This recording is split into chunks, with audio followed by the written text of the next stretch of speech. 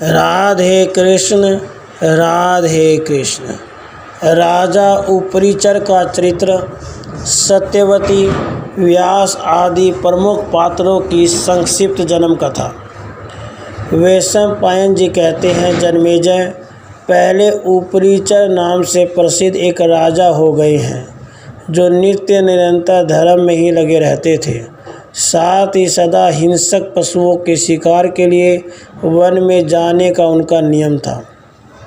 पौरव नंदन राजा उपरिचर वसु ने इंद्र के कहने से अत्यंत रमणीय चेदी देश का राज्य स्वीकार किया था।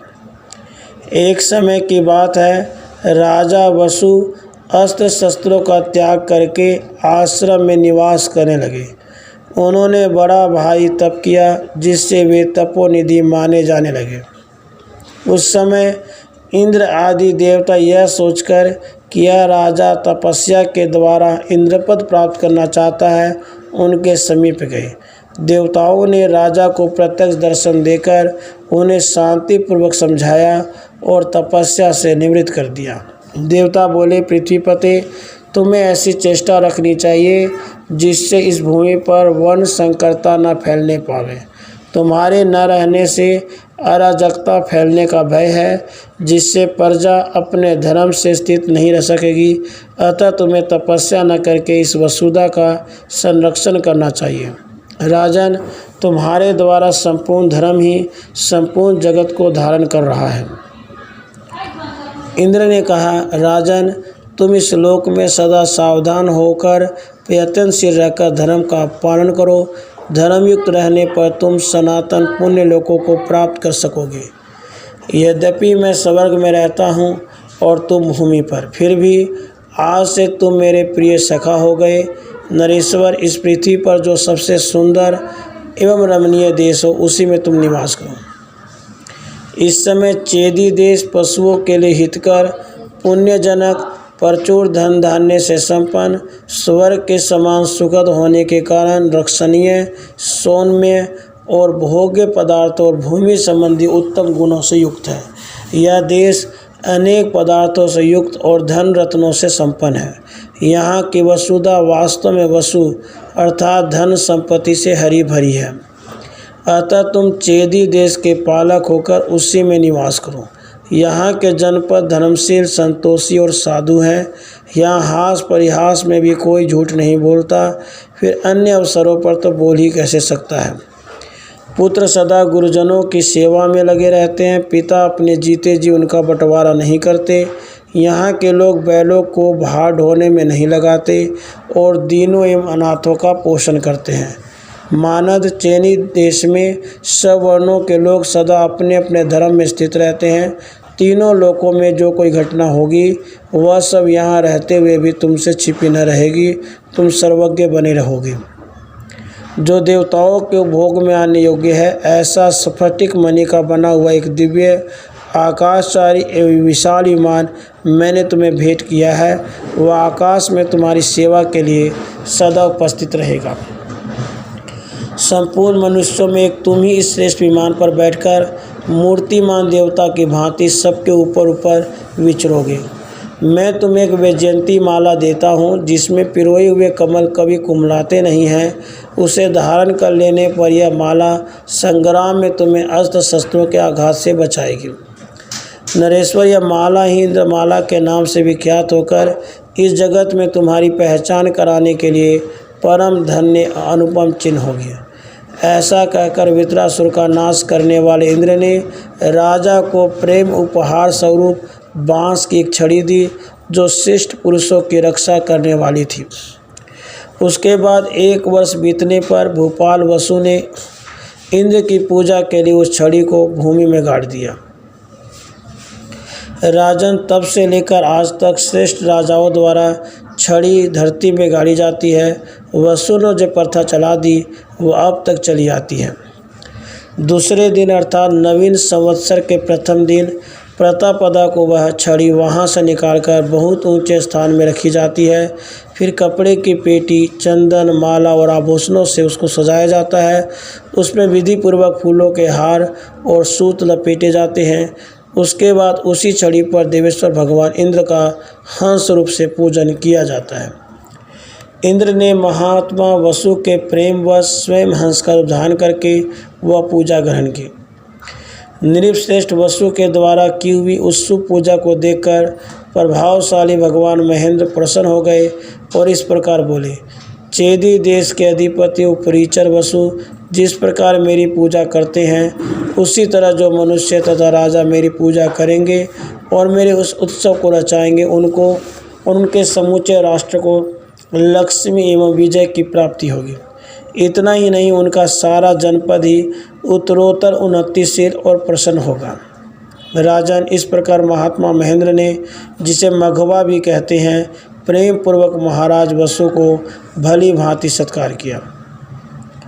जो मनुष्य भूमि तथा रत्न आदि का दान करते हुए सदा देवराज इंद्र का उत्सव रचाएंगे, वे इंद्र उत्सव द्वारा इंद्र का वरदान पाकर उसी उत्तम गति को पा जाएंगे जिसे भूमि दान आदि के पुण्यों से युक्त मानव प्राप्त करते हैं।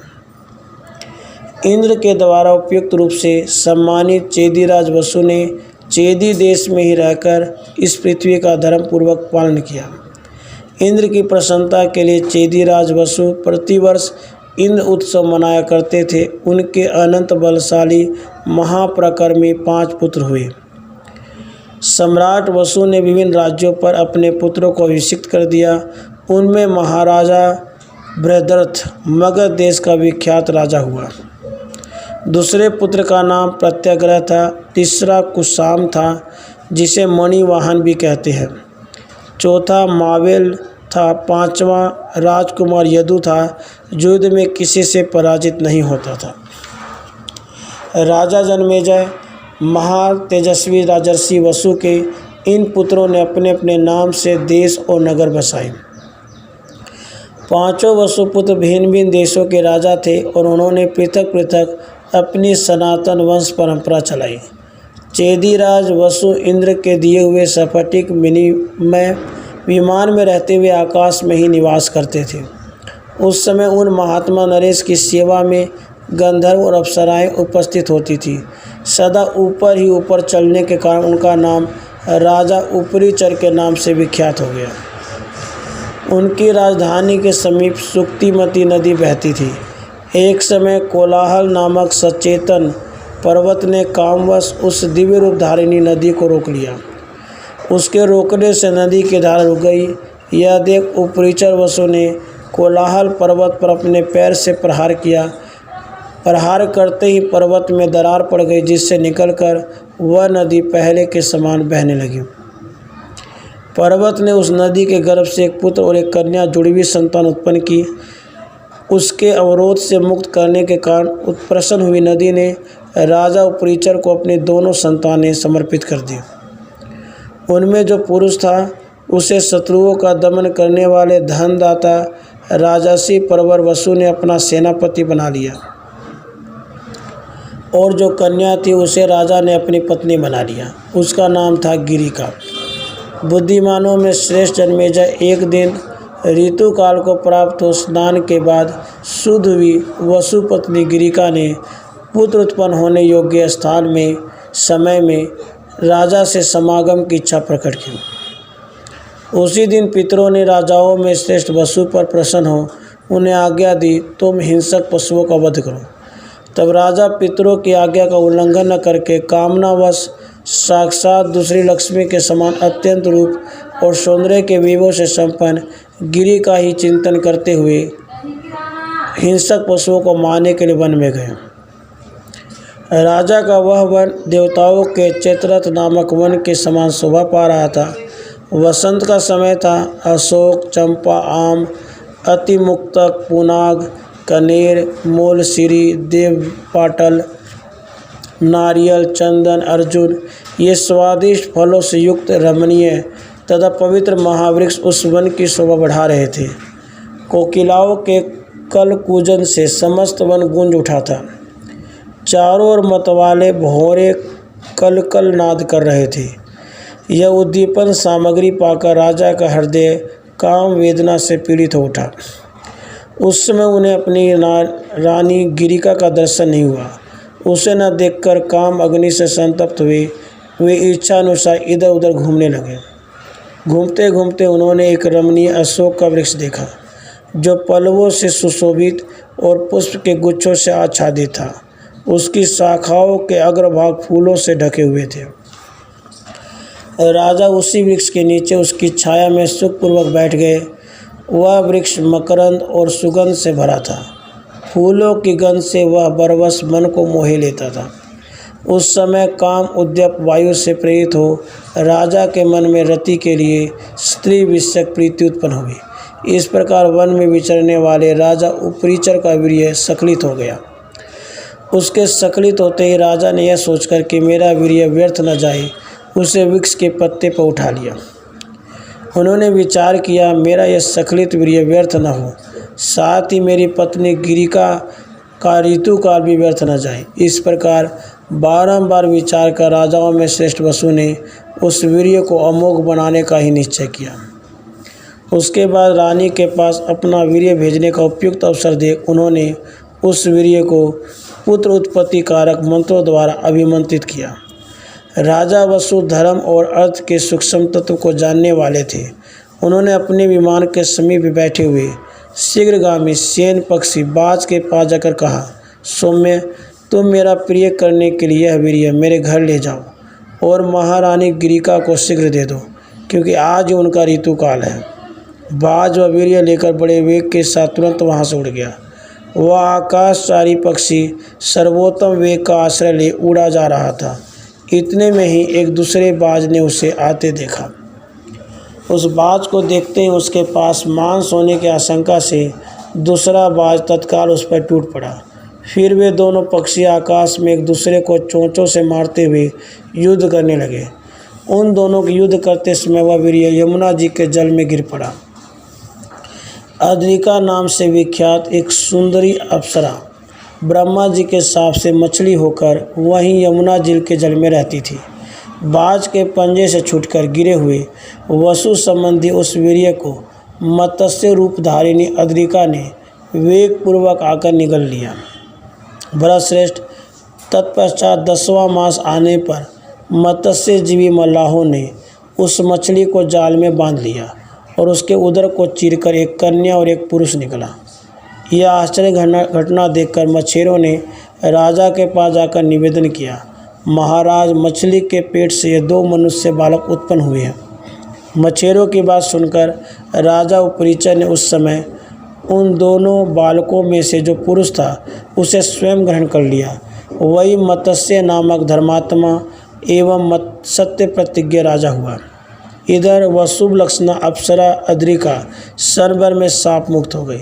भगवान ब्रह्मा जी ने पहले उससे कह दिया था कि तिर्यक योनि में पड़ी हुई तुम 2 मानव संतानों को जन्म देकर शाप से छूट जाओगी।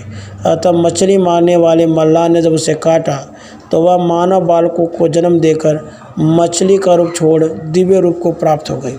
इस प्रकार वह सुंदरी अप्सरा सिद्ध महर्षि और चारणों के पद से स्वर्गलोक को चढ़ी गई। उन जुड़वी संतानों में जो कन्या थी, मछली की पुत्री होने से उसके शरीर से मछली की गंध आती थी। अतः राजा ने उसे मल्लाह को सौंप दिया और कहा, यह तेरी पुत्री होकर रहे। वह रूप और सत्व से संयुक्त तथा समस्त सद्गुणों से संपन्न होने का सत्यवती नाम से प्रसिद्ध हुई। मछेरों के आश्रय में रहने के कारण वह पवित्र मुस्कान वाली कन्या कुछ काल तक मत्स्य गंधा नाम से विख्यात रही। वह पति की सेवा के लिए यमुना जी के जल में नाव चलाया करती थी। एक दिन तीर्थ यात्रा के उद्देश्य से सब और विचरने वाले महर्षि पराशर ने उसे देखा। वह अतिशय रूप सौंदर्य से सुशोभित थी। सिद्धों के हृदय में उसे पाने की अभिलाषा जाग उठती थी। उसकी हंसी बड़ी मोहक थी। उसकी जांघें कदली की शोभा धारण करती थी।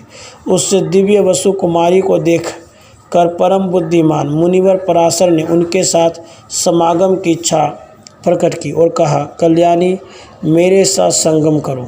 वह बोली, भगवान देखिए, नदी के आर पार दोनों तटों पर बहुत से ऋषि खड़े हैं और वो हम दोनों को देख रहे हैं। ऐसी दशा में हमारा समागम कैसे हो सकता है।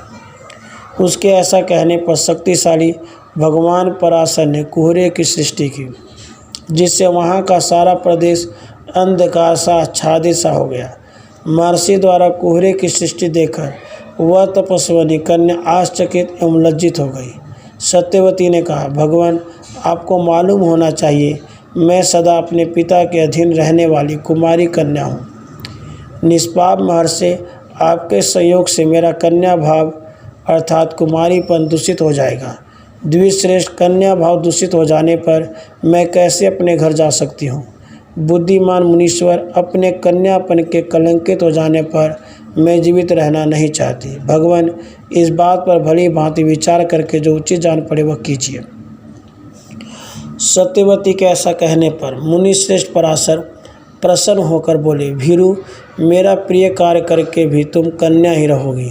भामिनी, तुम जो चाहो वह मुझसे वर मांग लो। सुचिस्मते, आज से पहले कभी भी मेरा अनुग्रह व्यर्थ नहीं गया है। महर्षि के ऐसा कहने पर सत्यवती ने अपने शरीर में उत्तम सुगंध होने का वरदान मांगा। भगवान पराशर ने इस भूतल पर से वह मनोवांछित वर दिया। उसके बाद वरदान पाकर प्रसन्न हुई सत्यवती नारीपन के समागमोचित गुण, सद्य ऋतुस्नान आदि से विभूषित हो गई और उसने अद्भुत कर्म महर्षि पराशर के साथ समागम किया। उसके शरीर से उत्तम गंध फैलने का पृथ्वी पर उसकी गंधवती नाम विख्यात हो गया। इस पृथ्वी पर 1 योजन दूर के मनुष्य भी उसकी दिव्य सुगंध का अनुभव करते थे। इस कारण उसका दूसरा नाम योजन गंधा हो गया। इस प्रकार परम उत्तम वर पाकर हर्षोल्लास से भरी हुई सत्यवती ने महर्षि पराशर का संयोग प्राप्त किया और तत्काल ही एक शिशु को जन्म दिया।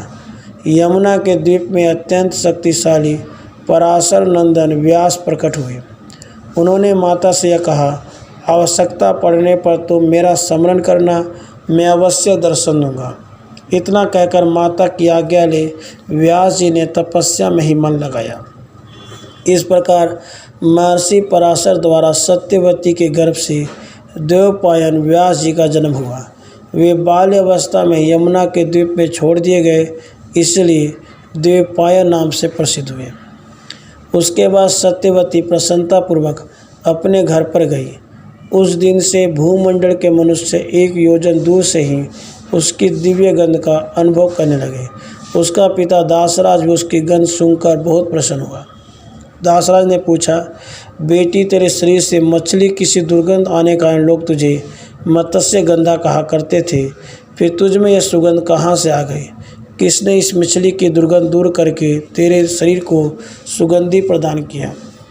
सत्यवती बोली, पिताजी, महर्षि शक्ति के पुत्र महाज्ञानी पराशर है। वे यमुना जी के तट पर आए थे। उस समय मैं नाव खे रही थी।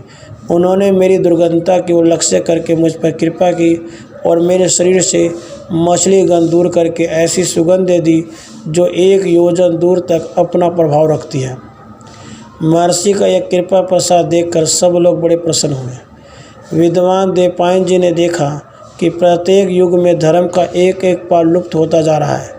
मनुष्यों की आयु और शक्ति क्षीण हो रही है और युग की ऐसी दुरावस्था हो गई है। यह सब देखकर उन्होंने वेद और ब्राह्मणों पर अनुग्रह करने की इच्छा से वेदों का व्यास किया, इसलिए वे व्यास नाम से विख्यात हुए। सर्वश्रेष्ठ वरदायक भगवान व्यास ने 4 वेदों तथा 5वें वेद महाभारत का अध्ययन सुमंतु, जैमिनी, पैल, अपने पुत्र सुखदेव तथा मुझ वैशंपायन को कराया। फिर उन सब ने पृथक पृथक महाभारत की संहिताएं प्रकाशित की। अमित तेजस्वी शांतनु नंदन भीष्म 8वें वसु के अंश से और गंगा जी के गर्भ से उत्पन्न हुए। वे महान पराक्रमी और अत्यंत यशस्वी थे। पूर्व काल की बात है, वेदार्थों के ज्ञाता महान यशस्वी पुरातन मुनि ब्रह्मर्षि भगवान अणिमांडव चोर न होते हुए भी चोर के संदेश से सूली पर चढ़ा दिए गए थे। परलोक में जाने पर उन महायशस्वी महर्षि ने पहले धर्म को बुलाकर इस प्रकार कहा, धर्मराज, पहले कभी मैंने बाल्यावस्था के कारण सींग से एक चिड़िया के बच्चे को छेद किया था। वही एक पाप मुझे याद आ रहा है। अपने दूसरे किसी पाप का मुझे स्मरण नहीं है। मैंने अगिनत सहस्र गुना तप किया, फिर उस तप ने मेरे छोटे से पाप को क्यों नहीं नष्ट कर दिया? ब्राह्मण का वध समस्त प्राणियों के वध से बड़ा है। तुमने मुझे सूली पर चढ़वाकर वही पाप किया है, इसलिए तुम पापी हो। अतः पृथ्वी पर शूद्र की योनि में तुम्हें जन्म लेना पड़ेगा। अनि मांडव के उस शाप से धर्म भी शूद्र योनि में उत्पन्न हुई। पाप रहित विद्वान विदुर के रूप में धर्मराज का शरीर ही प्रकट हुआ था। उसी समय गवलगढ़ से संजय नामक सूत का जन्म हुआ, जो मुनियों के समान ज्ञानी और धर्मात्मा थे। राजा कुंती भोज की कन्या कुंती के गर्भ से सूर्य के अंश से महाबली कर्ण की उत्पत्ति हुई। वह बालक जन्म के साथ ही कवचधारी था। उसका मुख शरीर के साथ ही उत्पन्न हुए कुंडल की प्रभा से प्रकाशित होता था। उन्हीं दिनों विश्ववंदित महायशस्वी भगवान विष्णु जगत की जीवों पर अनुग्रह करने के लिए वसुदेव जी के द्वारा देवकी के गर्भ से प्रकट हुए। वे भगवान आदि अंत से रहित द्युतिमान संपूर्ण जगत के कर्ता प्रभु है। उन्हीं को अव्यक्त अक्षर अविनाशी ब्रह्म और त्रिगुण में प्रधान कहते हैं। आत्मा अव्यय प्रकृति उपादान प्रभव उत्पत्ति कारण प्रभु अधिष्ठाता पुरुष अंतर्यामी विश्वकर्मा सत्वगुण से प्राप्त होने योग्य प्रणव अक्षर भी वही हैं। उन्हीं को अनंत अचल देव हंस नारायण प्रभु धाता अजन्मा अव्यक्त पर अव्यय केवल्य निर्गुण विश्वरूप अनादि जन्म रहित और अविकारी कहा गया है। वे सर्वव्यापी परम पुरुष परम परमात्मा सबके कर्ता और संपूर्ण भूतों के पितामह हैं। उन्होंने ही धर्म की वृद्धि के लिए अंधक और विष्णु कुल में बलराम और श्री कृष्ण रूप में अवतार लिया था। वे दोनों भाई संपूर्ण अस्त्र शस्त्रों के ज्ञाता महापराक्रमी और संपूर्ण शास्त्रों के ज्ञान में परम प्रवीण थे। सत्यक से सात्विकी और हार्दिक से कृतवर्मा का जन्म हुआ। वे दोनों अस्त्र विद्या में अत्यंत निपुण और भगवान श्री कृष्ण के अनुगामी थे। एक समय उग्र तपस्वी महर्षि भरद्वाज का वीर्य किसी द्रोणी पर्वत की गुफा में संकलित होकर धीरे धीरे पुष्ट होने लगा। उसी से द्रोण का जन्म हुआ। इसी समय गौतम गोत्रीय सरद्वान का वीर्य सरकंडे के समूह पर आ गिरा और दो भागों में बट गया। उसी से एक कन्या और एक पुत्र का जन्म हुआ। कन्या का नाम कृपि था, जो अश्वत्थामा की जननी हुई। पुत्र का नाम पुत्र महाबली कृप के नाम से विख्यात हुआ। उसके बाद द्रोणाचार्य से महाबली अश्वत्थामा का जन्म हुआ। इसी प्रकार यज्ञ कर्म का अनुष्ठान होते समय प्रज्वलित अग्नि से धृष्टद्युम्न का प्रादुर्भाव हुआ, जो साक्षात अग्निदेव के समान तेजस्वी था। पराक्रमी वीर धृष्टद्युम्न द्रोणाचार्य का विनाश करने के लिए धनुष लेकर प्रकट हुआ था। उसी यज्ञ की वेदी से शुभ स्वरूपा तेजस्वनी द्रौपदी उत्पन्न हुई, जो परम उत्तम रूप धारण करके अपने सुंदर शरीर से अत्यंत शोभा पा रही थी। प्रहलाद का शिष्य नग्नजीत राजा सुबल के रूप में प्रकट हुआ। देवताओं के कोप से उसकी संतति शकुनी धर्म का नाश करने वाली हुई। गांधार राज सुबल का पुत्र शकुनी एवं सोबल नाम से विख्यात हुआ। उनकी पुत्री गांधारी दुर्योधन की माता थी। ये दोनों भाई बहन अर्थशास्त्र के ज्ञान में निपुण थे। राजा विचित्र वीर्य की क्षेत्रभूता अंबिका और अम्बालिका के गर्भ से कृष्णदेवपायन व्यास द्वारा राजा धृतराष्ट्र और महाबली पांडु का जन्म हुआ। देवपायन व्यास से ही शूद्र जाति स्त्री के गर्भ से विदुर जी का भी जन्म हुआ था। वे धर्म और अर्थ के ज्ञान में निपुण बुद्धिमान मेधावी और निष्पाप थे। पांडु से दो स्त्रियों के द्वारा पृथक पृथक 5 पुत्र उत्पन्न हुए, जो सबके सब देवताओं के समान थे। उन सब में बड़े युधिष्ठिर थे। वे उत्तम गुणों से भी सबसे बढ़ चढ़कर थे। युधिष्ठिर धर्म से, भीमसेन वायु देवता से, संपूर्ण शस्त्रधारियों में श्रेष्ठ श्रीमान अर्जुन इंद्रदेव से, सुंदर रूप वाले नकुल और सहदेव अश्वनी कुमारों से उत्पन्न हुए थे। वे जुड़वे पैदा हुए थे। नकुल और सहदेव सदा गुरुजनों की सेवा में तत्पर रहते थे। परम बुद्धिमान राजा धृतराष्ट्र के दुर्योधन आदि 100 पुत्र हुए। इनके युधिष्ठिर भी उन्हीं का पुत्र था। वह वैश्य जातीय माता से उत्पन्न होने कारण कर्ण कहलाता था।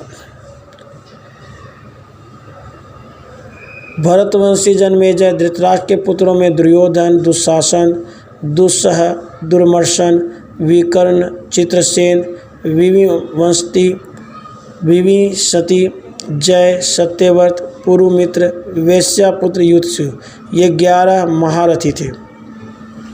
अर्जुन द्वारा सुभद्रा के गर्भ से अभिमन्यु का जन्म हुआ। वह महात्मा पांडु का पुत्र और भगवान श्री कृष्ण का भांजा था।